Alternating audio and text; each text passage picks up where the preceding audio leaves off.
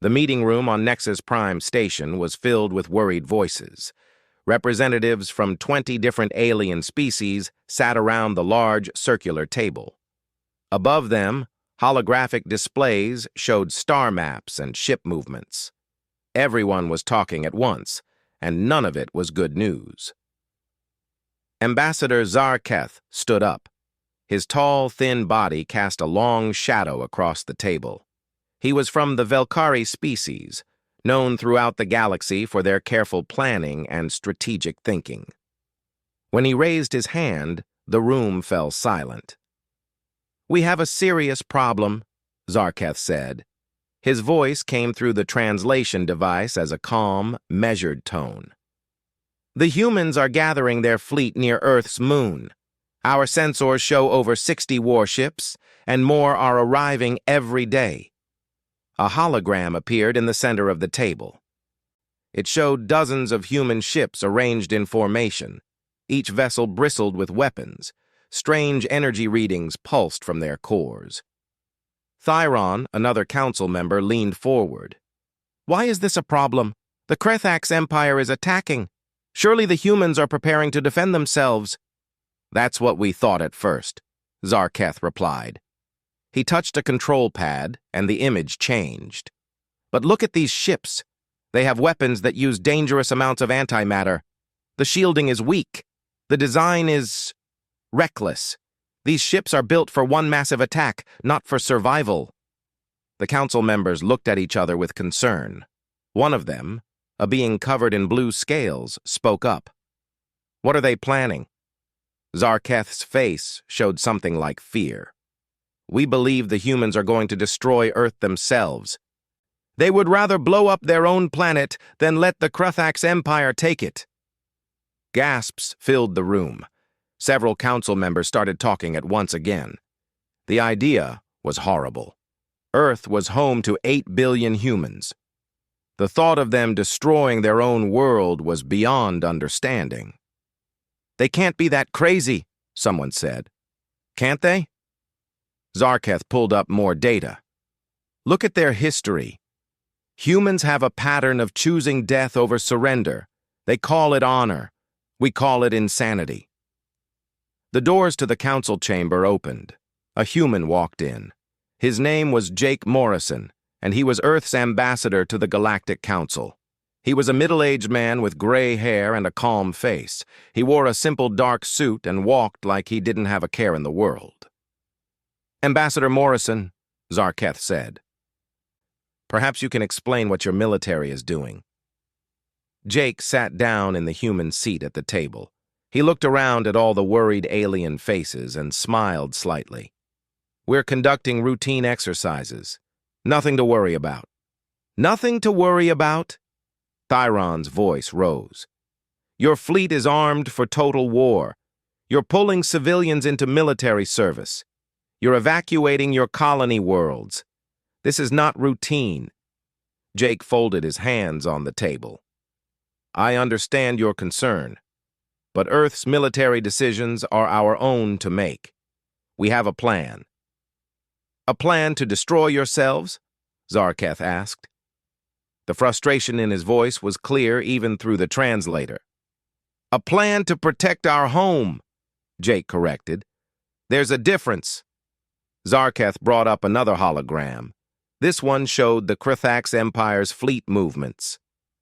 "The Krethax have conquered 12 systems. They have 300 warships. You have 60. The math is simple, Ambassador. You cannot win a direct fight." "Maybe we don't plan to fight directly," Jake said. "Then what do you plan?" asked the blue-scaled council member. Jake was quiet for a moment. "I can't share operational details, but I can tell you this. Humanity has survived worse odds. We're still here. We'll still be here after this is over." Thyron shook his head. "You're talking about survival, but your ships are built for suicide missions. We've seen the designs. One hit and they'll explode. You're sending your people to die." "I'm not sending anyone anywhere," Jake said calmly. "Every person on those ships volunteered. They know what they're doing. They're not being forced." This made the council even more confused. Zarketh sat down heavily. You're telling us that thousands of humans volunteered for what appears to be certain death? Yes. Why?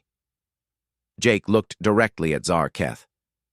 Because Earth is worth it. Because the people they love are worth it. Because sometimes the only way to win is to be willing to pay a price others won't. The council chamber was silent. No one knew what to say. In galactic warfare, battles were calculated carefully. Ships retreated when damaged. Commanders valued their forces' survival. The idea of volunteers rushing toward certain death made no sense. Ambassador Morrison, Zarketh said slowly, I want to understand, but from where I sit, it looks like humanity is about to commit species suicide. The Krithax fleet will be here in weeks. Your fleet cannot possibly stop them with conventional tactics. So either you're hiding some secret weapon, or you're planning something that will destroy Earth along with the enemy. Which is it? Jake stood up. Neither, and both. He walked toward the door, then stopped and looked back. I know this is hard for the council to understand. Human thinking is different. But I'm asking you to trust us. We know what we're doing. And if you're wrong, Thyron called after him. Jake paused at the doorway. Then at least we'll go down fighting on our own terms. That's more than most species can say. He left the chamber. The door closed behind him with a soft hiss. The council sat in stunned silence. Finally, Zarketh spoke. I move that we prepare a report for the Galactic Historical Archives. I fear we're about to witness the end of the human species. They're going to attack their own planet, and there's nothing we can do to stop them. Should we intervene? Someone asked. Morrison warned us to stay away, Zarketh replied. And honestly, I'm not sure our forces would survive whatever the humans are planning. If they're willing to destroy themselves, what would they do to us if we got in the way? The vote was called. The council agreed to watch and wait. They would monitor the situation, but not interfere. As the meeting ended, each member left with the same heavy feeling. They were about to see something terrible, something that would haunt the galaxy for generations. In the corridor outside, Jake Morrison walked alone. His calm face finally showed a trace of emotion. It wasn't fear, it wasn't doubt. It was determination. He touched a communication device on his wrist. This is Morrison. They don't understand yet. But they will. Make sure our people are ready. Everything depends on the next few weeks. A voice crackled back. Understood, Ambassador. Earth stands ready. Jake looked out a viewport at the stars beyond. Somewhere out there, the Krithax fleet was coming. And somewhere closer, 60 ships full of volunteers were preparing to do something the galaxy had never seen before. He whispered to himself, they think we're crazy. Maybe we are, but we're still going to win. 2 weeks passed since the emergency council meeting. Every day brought more confusing news about what the humans were doing. The council members gathered again, but this time the mood was even darker. Lisa Chen stood at the front of the chamber. She was human, but she worked for the Galactic Peacekeeping Forces as an intelligence officer. Her job was to help the council understand what was happening on Earth.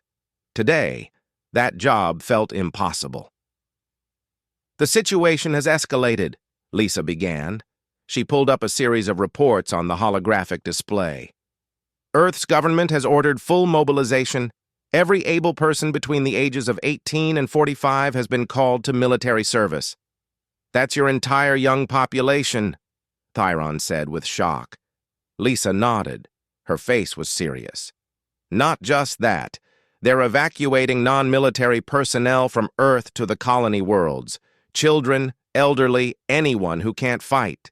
They're being moved to Mars, Europa, and the outer settlements. Zarketh leaned forward. They're clearing Earth for battle. This confirms our fears. They're preparing to turn their homeworld into a battlefield. Or a graveyard, another council member muttered. Lisa continued her report, though her voice was strained. The volunteer numbers are overwhelming. The military can't process all the applications. People are lining up at recruitment centers. They're arguing with officers, demanding to be led into service. They want to die? Asked a council member with 4 arms and gray skin. They want to fight, Lisa corrected. There's a difference. Zarketh stood and walked to the display. He manipulated the controls, bringing up intercepted human military communications. We've been monitoring their command channels. With Ambassador Morrison's knowledge, I should add. He said we could listen if it would help us understand. A recording played. The voice was deep and authoritative. It belonged to Admiral Ben Carter, commander of the human fleet. All ships, this is Carter. We're going all in. No reserves, no retreat, no second chances. When we move together. When we strike hard. There's no coming back from this, people. Make your peace with that. The recording ended. The council chamber was silent. That's a suicide order, Thyron said flatly. He's telling them they're all going to die. Lisa's jaw tightened. He's telling them the stakes. There's a difference. Is there? Zarketh asked. Lisa, you're human. Help us understand. Your species is about to throw away thousands of lives in what appears to be a pointless gesture. The math doesn't work. 60 ships cannot stop 300. What are they thinking? Lisa was quiet for a long moment. I don't know, she admitted. I've read the reports. I've seen the ship designs. I know my brother is on one of those ships. Her voice cracked slightly. He volunteered. I asked him why. He said because someone had to and he was trained for it. That's not an answer, Zarketh said, but his voice was gentler now. It's the only answer humans have, Lisa replied. We don't always make sense. Not to others. Sometimes not even to ourselves. But when we decide something is worth protecting, we protect it, no matter what it costs. The display changed again. This time it showed the Krethax Empire's fleet. 300 massive warships, each one bristling with weapons. They were moving through the conquered systems, heading steadily toward human space. At their current speed, they would reach Earth in 48 hours. The Krethax War Master sent a message, Zarketh said. He played the recording. The Krethax voice was harsh and filled with contempt. Humans of Earth, your resistance is pointless. Surrender now and you will be allowed to live as servants of the Empire. Resist and you will be destroyed. You have 1 cycle to respond. Another recording played immediately after. This one was from Earth. A woman's voice, clear and strong. It was President Kate Sullivan. To the Krethax War Master, we have considered your offer. Our response is simple. Come and take it. That was the entire message. 3 words. The council members looked at each other in disbelief. She challenged them, someone whispered. She declared war, Zarketh corrected, against an enemy 4 times their size. This is madness. Thyron stood up. I move that we send peacekeeping forces to Earth. We cannot stand by and watch humanity destroy itself. Our charter requires us to prevent genocide, even self-inflicted genocide. Several council members nodded, but Jake Morrison's voice came from the back of the chamber. He had been sitting quietly, listening. Now he walked forward. You'll do no such thing, Jake said firmly. This is humanity's fight. We don't need or want interference. You need help, Zarketh argued. You're outnumbered and outgunned. We're also not asking for your opinion, Jake said. There was no anger in his voice, just a flat statement of fact. I'm telling you, as Earth's representative, stay away. You'll only get caught in the crossfire. Is that a threat? Thyron demanded. It's a warning, Jake replied. When humans fight, we fight to win. We don't worry about collateral damage. We don't follow the galactic rules of engagement. We do whatever it takes. If your ships are in the battle zone, we can't guarantee their safety. Zarketh looked at Jake with something between respect and horror. You're telling us that you're about to do something so violent, so destructive, that even neutral observers aren't safe? I'm telling you that war is messy, Jake said, especially the way humans fight. So stay back. Watch if you want. Record it for your archives, but don't get involved. The council voted. Despite Thyron's objections, they agreed to stay out of the coming battle. They would watch from long-range sensors, but they would not intervene. As the meeting ended, Lisa approached Jake in the corridor outside. "My brother is on the flagship," she said quietly. "Ben Carter's ship." Jake put a hand on her shoulder. "I know. Is he going to die?" Jake was silent for a moment. "He's going to do his duty. That's all any of us can do." "That's not an answer." "It's the only one I have," Jake said. His voice was sad but firm. "Lisa, your brother knew what he was signing up for. They all did. That doesn't make it easier, but it makes it meaningful." Lisa wiped her eyes. "I wish I understood why." "You do," Jake said. "You just don't want to accept it. We fight because Earth is home. We fight because the people we love are there. We fight because if we don't, then what's the point of anything? Your brother understands that. That's why he volunteered." Jake walked away, leaving Lisa standing in the corridor. She looked out the viewport at the stars. Somewhere out there, her brother was on a ship heading toward certain death, and somehow she knew he wouldn't change his mind even if he could. In the council chamber, Zarketh sat alone, reviewing the data one more time. The numbers didn't add up. Human tactics didn't make sense. Their strategy seemed designed to maximize casualties, not minimize them. He pulled up historical records of human warfare from their own planet. Battle after battle showed the same pattern. Humans throwing themselves into impossible situations, taking terrible losses, but somehow winning anyway, or at least making the enemy pay such a high price that victory felt hollow. "They're not trying to win," Zarketh said to himself. "They're trying to make sure the enemy loses, even if it costs them everything." He sent a message to all council members. "Prepare for something unprecedented. The humans are about to show us why they're the most dangerous species in the galaxy, not because they're strong, but because they don't know when to quit." 48 hours until contact. The galaxy held its breath and waited.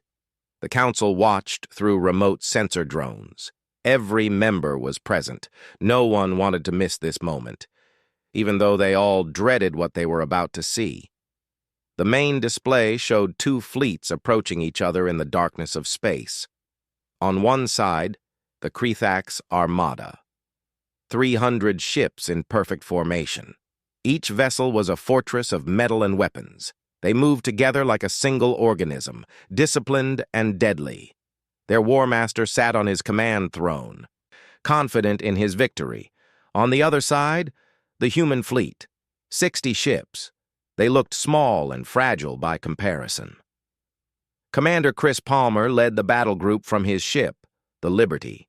His voice came through on the open channel that the council was monitoring. "All ships, this is Palmer. You know the plan, you know what we're here to do. It's been an honor serving with you all." Responses came back from the other captains. Short messages, simple goodbyes. None of them sounded afraid. They sounded ready. Zarketh watched the tactical display with growing confusion. "They're not taking defensive positions. They're not spreading out. What are they doing?" The human ships were accelerating, all of them moving forward together, directly toward the Krethax fleet. Thyron stood up from his seat. "They're charging. They're actually charging a fleet 5 times their size. This is suicide." Lisa Chen sat in the corner of the council chamber. Her hands were gripped together so tight her knuckles were white. Her brother was on one of those ships. She had tried to contact him before the battle but got no response. Now she could only watch. The Krethax War Master's voice boomed across the communication channels. "Foolish humans, you rush to your deaths. I will enjoy watching your ships burn." No one from the human fleet responded. They just kept coming, faster and faster. Their engines burned bright in the darkness. "They're going to ram," someone on the council gasped. "They're going to crash into the Krethax fleet." But that wasn't what happened. When the human ships were almost at the Kruthax formation, something else occurred. Something no one expected. Chris Palmer's voice came through one last time. For Earth, for humanity, for everyone we love, do it now. The first human ship exploded, but it wasn't from enemy fire. It was deliberate. The antimatter core detonated in a massive burst of energy. Then the second ship exploded. Then the third. All across the human formation, ships began to self-destruct in a careful sequence. The council chamber erupted in shock. Aliens were shouting, some were standing. Zarketh could barely process what he was seeing. "They're destroying themselves," he said, his voice barely a whisper. But the explosions weren't random. Each detonation was timed perfectly. The energy from one ship's core triggered a reaction in the next. The blasts created a chain reaction that grew stronger with each explosion. In less than 30 seconds, all 60 human ships had detonated. The result was catastrophic. The combined antimatter explosions created a rupture in space itself, a tear in reality that expanded outward in all directions. The Kruthax fleet, which had been moving forward to engage, was caught directly in the blast wave. The alien warships tried to turn, tried to retreat, but they were too close and too slow. The energy wave hit them like a wall. Ship after ship simply came apart.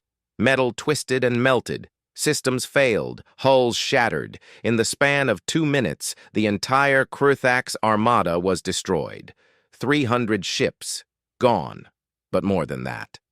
The explosion had created a phenomenon the Council had only read about in theoretical physics papers. A spatial disruption.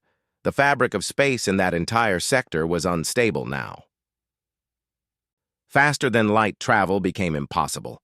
Any ship trying to jump to light speed would tear itself apart. The Council stared at the display in absolute silence. The battlefield was empty. No human ships, no Kruthax ships. Just debris and the slowly fading energy signature of the biggest explosion anyone had ever seen. Amy Rogers, a young human intern who worked in the council offices, broke the silence. She was crying. They knew. They all knew they weren't coming back. Lisa had her face in her hands. Tears streamed down her cheeks. Her brother was gone. 6,000 humans were gone, dead by their own choice. Zarketh finally found his voice. I don't understand. They could have retreated. They could have run. Why did they do this? Jake Morrison stepped forward. He had been standing at the back of the chamber the whole time. His face was calm, but his eyes were wet. They did it to buy time, Jake said quietly. The Kruthax Empire has other fleets. Larger fleets. They're positioned in systems behind the one we just fought in. Those fleets were going to follow after this vanguard secured Earth, but now they can't. The spatial disruption will last for months, maybe longer. They can't travel through it. They can't get to Earth. 60 ships, Thyron said numbly. 6,000 people. Just to buy time? Just. Jake's voice had an edge now. Those 60 ships saved 8 billion people on Earth. They gave our colony worlds time to prepare. They gave our shipyards time to build more defenses. They gave Earth time to survive. There's no just about it. Zarketh sat down heavily. They were volunteers. You said they all volunteered. Every single one, Jake confirmed. Admiral Carter himself was on the flagship. Commander Palmer, Captain Susan Hall, Lieutenant Matt Stevens, all of them had families. All of them had people they loved. And they chose to do this anyway. I don't understand your species, Zarketh said. It wasn't an accusation. It was a statement of pure confusion. In all my years studying warfare, I've never seen anything like this. You sacrificed your own people, deliberately, coldly, with planning and precision. Not coldly, Jake said. Never coldly. Each of those people mattered. Each of them will be remembered. But they understood something that maybe the galaxy doesn't. Sometimes the only way to protect what you love is to pay the highest price possible, and they were willing to pay it. Lisa stood up. Her voice was shaking but strong. My brother sent me a message before he left. I didn't read it until now. He said, I'm not dying for nothing. I'm living for something so important that it's worth this. Tell everyone I wasn't afraid. Tell them I chose this. Tell them it mattered. The council chamber was quiet. Outside, through the viewports, stars shone peacefully. But everything had changed. The galaxy had just learned something about humanity that couldn't be unlearned. The Kruthax War Master's final transmission was recovered from his ship's black box. The council played it back. His voice, which had been so confident before, was filled with panic in his last moments. What are they doing? Why are they destroying themselves? This makes no sense. This is madness. Pull back. All ships pull back. But there had been no time. The human ships had gotten too close. The detonation was too fast. The Kruthax had learned a terrible lesson. Sometimes the most dangerous enemy isn't the one who wants to win. It's the one who's willing to make sure you lose, no matter what it costs them. Zarketh looked at the tactical display one more time. The battlefield was empty now, silent, but its impact would echo through the galaxy forever. They sacrificed themselves to buy time, he said to Jake. That's your explanation? Jake nodded. That's the truth. Humans learned a long time ago that some things are worth dying for. We just never learned how to quit. And that's why we're still here. That's why we'll always be here. The council began to understand. Not fully. Maybe they never would, but they understood enough. Earth wasn't going to fall. Not today, not ever. Because humans didn't fight like other species. They didn't calculate odds or measure acceptable losses. They simply decided what was worth protecting and then did whatever it took, even if it meant dying, especially if it meant dying in a way that ensured victory. 3 days after the battle, the council met again. But this time was different. The chamber wasn't filled with urgent voices or worried debates. Instead, everyone sat quietly, still trying to understand what they had witnessed. Thyron had barely slept. He spent hours reviewing the battle footage, watching those 60 ships accelerate toward their destruction over and over again. Each time he hoped to find something he had missed. Some sign that the humans hadn't really meant to do it. Some indication that it was an accident or a malfunction. But there was nothing. Just cold, calculated sacrifice. I've been studying their military records, he announced to the council. Human records. From their own planet's history, before they reached the stars. Zarketh looked up. And? This isn't new for them, Thyron said. He brought up images on the display, old photographs and video recordings from Earth's past. Look at this. A human soldier jumping on an explosive device to save his friends, a pilot deliberately crashing his damaged aircraft away from a city, a ship captain staying aboard a sinking vessel while everyone else escapes. Hundreds of examples, thousands maybe. The council members leaned forward to look at the images. Each one showed a human making an impossible choice, dying so others could live. They have a word for it, Theron continued. Sacrifice. It's not just a tactic to them, it's a value, something they teach their children, something they honor in their stories and songs. But why? Asked a council member with tentacles instead of arms. Why would any species glorify death? Lisa Chen spoke up from her seat. We don't glorify death, we glorify meaning. There's a difference. She walked to the front of the chamber. Her eyes were still red from crying, but her voice was steady now.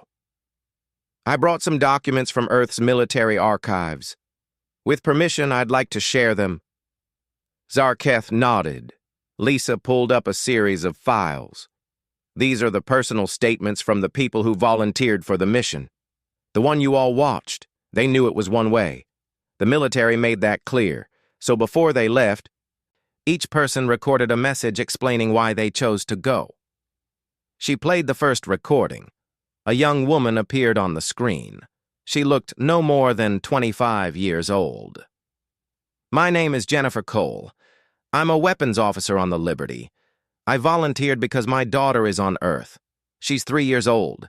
If the Kruthaks reach our planet, she won't survive. None of the children will. So I'm doing this for her. So she can grow up. So she can live without fear. That's enough for me. The recording ended. Lisa played another one. This time, a man in his 40s. I'm Lieutenant Greg Mason.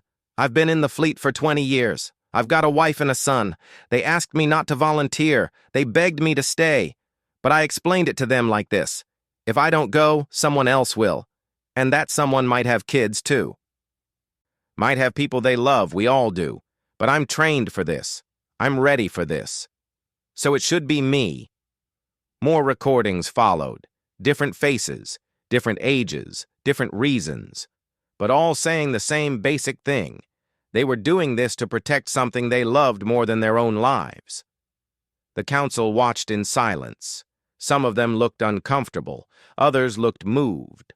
All of them looked confused. When the recordings ended, Zarketh spoke. I appreciate you sharing these, Lisa, but I still don't understand. These people had everything to live for. Families, futures. Why throw it away? They didn't throw it away, Lisa said firmly. They invested it. In the future, in their children's survival, in Earth's freedom. That's not waste, that's purpose. Jake Morrison stood and walked to join Lisa at the front. Let me explain it differently. In galactic warfare, you calculate acceptable losses. You measure victory by how many of your people survive. Humans calculate differently. We measure victory by whether what we're protecting survives. Our people matter, but what we're fighting for matters more. That's backward, Thyron said. To you, maybe, Jake replied. But it's kept humanity alive through wars, disasters, and threats that should have destroyed us. Because we're willing to pay any price to survive as a species, even if individuals have to fall. On Earth, President Kate Sullivan stood before a massive crowd. Millions of humans had gathered in every major city. Billions more watched through video feeds. She was giving a speech to honor the fallen. The council monitored the broadcast. They wanted to see how humans reacted to such a devastating loss. Kate's voice was strong but emotional.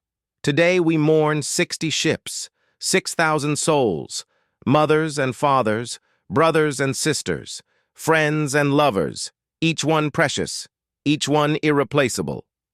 She paused. The crowd was silent. But we do not mourn them as victims. We honor them as heroes. They saw what needed to be done, and they did it, without hesitation, without doubt.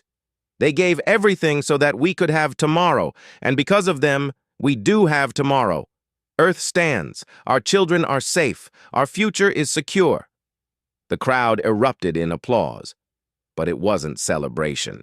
It was respect, gratitude, understanding. Director Matt Stevens of Human Defense Command stood beside Kate. The recruitment centers are overwhelmed again, he said quietly. After seeing what happened, after knowing the cost, more people are volunteering. Not fewer, more. The council heard this through the broadcast feed. Zarketh stood up abruptly. That makes no sense. They watched their people die. Why would more volunteer for the same fate? Because now they understand what's at stake, Jake explained. They've seen that it works, that sacrifice can win battles, that courage can overcome numbers. You think the losses would discourage them. Instead, it inspired them. Lisa pulled up more data. In the last 3 days, 200,000 humans have volunteered for military service. The average age is 23. Most of them have families. All of them know the risks, and they're signing up anyway. Thyron sat down slowly. Your species is terrifying. Our species is determined, Jake corrected. There's a difference. Zarketh looked at the images of Earth on the display. The planet looked peaceful from space. Blue oceans, white clouds, green continents. It was hard to believe that such a beautiful world was home to people who fought like cornered predators. "I think I'm starting to understand," he said slowly. "You don't fight to win. You fight to make sure the enemy can't win, even if you have to destroy yourself to do it." "That's part of it," Jake agreed. "But there's more. We fight because we believe some things are worth any cost. Earth is one of those things. Our people are one of those things. Our freedom is one of those things. Take those away, and there's nothing left worth having. So we protect them. Whatever it takes." The council voted that evening. It was unanimous.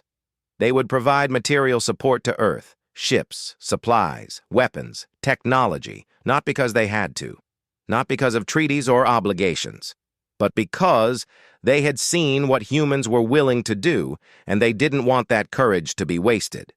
"We can't let them face the Kruthax alone," Zarketh announced. "Not after what they sacrificed. We owe them our support." Jake accepted the offer with a simple nod. "Thank you. Earth will remember this." As the meeting ended, Zarketh stopped Jake in the corridor. "Ambassador, I have one more question. Those 60 ships. That wasn't your only plan, was it? You have more people ready to do the same thing if needed." Jake looked at him for a long moment. Then he nodded. "Hundreds more. Thousands if necessary. As many as it takes. That's what you're not understanding yet. Humans don't run out of volunteers. We don't run out of courage. We only run out of enemies." Zarketh felt something he had never felt before when looking at a human. It wasn't pity. It wasn't confusion. It was fear and respect, mixed together in equal measure. "The galaxy needs to learn about your species," he said quietly, "before someone else makes the mistake of challenging you." Jake smiled sadly. "They're learning now. The Kruthax learned. Soon everyone will know. Humans can be beaten, but we can never be defeated, because we'll always choose to fight, even when fighting means dying, especially then." 3 months passed. The galaxy was different now. Word of the battle had spread to every system, every species, every corner of known space. Humanity's sacrifice became the most talked-about event in modern galactic history. The Kruthax Empire sued for peace. They did it quietly, through diplomatic channels, trying to avoid public embarrassment. But everyone knew the truth. The mighty Kruthax, conquerors of 12 systems, had been stopped by a species they thought was weak. Zarketh attended the peace signing. He stood in the council chamber as the Kruthax ambassador placed his mark on the treaty. The Kruthax representative was not their war master. He had refused to come, refused to face the council that had witnessed his defeat. "Why did you surrender?" Zarketh asked the ambassador. "You have other fleets, larger fleets. You could have continued the war." The Kruthax ambassador was silent for a moment. Then he spoke in a low voice. "We could have. Yes. But our war master, he watched the battle recordings. He studied what the humans did, and he realized something. If 60 human ships could destroy 300 of ours, what would 600 do? What would 6,000 do? The humans have colonies. They have resources. They have time now to build more ships, and every ship will be crewed by people willing to die to stop us." "So you're afraid," Thyron said. "We're realistic," the ambassador corrected. "The humans fight like they have nothing to lose, but they're fighting for everything they have. That combination cannot be beaten with military force. They showed us that. They proved it with their own blood." The treaty was signed. The Kruthax would withdraw from all conquered systems. They would pay reparations. They would never again threaten human space. In exchange, humanity agreed not to pursue them into their home territory. After the signing, Jake Morrison spoke to the council. "This is what we wanted from the beginning. Peace. Not because we're weak, but because we prefer it. But if anyone else thinks that preference means we're soft, They're welcome to test us. We'll show them what 60 ships showed the Krithaks. No one took the challenge. No one wanted to. The Galactic Military Academy created a new course. It was required for all command officers. The course studied the battle, broke down the tactics, analyzed the decision-making. But more than that, it studied the philosophy behind it. Thioron was asked to teach the first class. He stood before a room full of young officers from dozens of different species and explained what humanity had done. They created a new doctrine, he said. One that defies traditional military thinking. They proved that sometimes the willingness to sacrifice everything is more powerful than any weapon. That sometimes the best defense is an offense so devastating that no enemy will dare to attack again. A student raised a tentacle. But, sir, how do we implement this? Our species don't think like humans. We can't ask our soldiers to volunteer for death. You don't have to, Thioron replied. This doctrine isn't about copying human tactics. It's about understanding them, so that when you face humanity in any capacity, diplomatic or military, you know what you're dealing with. You're dealing with a species that has made peace with sacrifice, that sees death in service of a cause as the highest honor, that will never, ever quit, no matter the odds. The lessons spread throughout the galaxy. Military planners revised their strategies. Diplomats adjusted their approaches. No one wanted to be the next Krithaks, learning the hard way what humans were capable of. On Earth, a memorial was built. It stood on a hill overlooking the ocean. 60 pillars, one for each ship, 6,000 names carved into black stone. People came from all over Earth to visit it. They touched the names. They left flowers. They told their children stories about the people who had saved them all. President Kate Sullivan visited the memorial often. She stood there on a cold morning, looking at the names. Her breath made fog in the air. "We didn't forget," she whispered to the stone. "We never will." Lisa Chen was promoted. She became the head of human intelligence for the Galactic Peacekeeping Forces. Her first act was to establish a new protocol. Whenever the council needed to understand human thinking, they would ask humans, not assume, not guess. Ask. She stood before the council on her first day in the new position. "My brother's name is on that memorial on Earth. He died believing his sacrifice mattered. I'm here to make sure it continues to matter, that the galaxy never forgets what humanity is willing to do for peace." Jake Morrison retired from his position as ambassador. He was replaced by Susan Hall, a younger diplomat who had lost her father in the battle.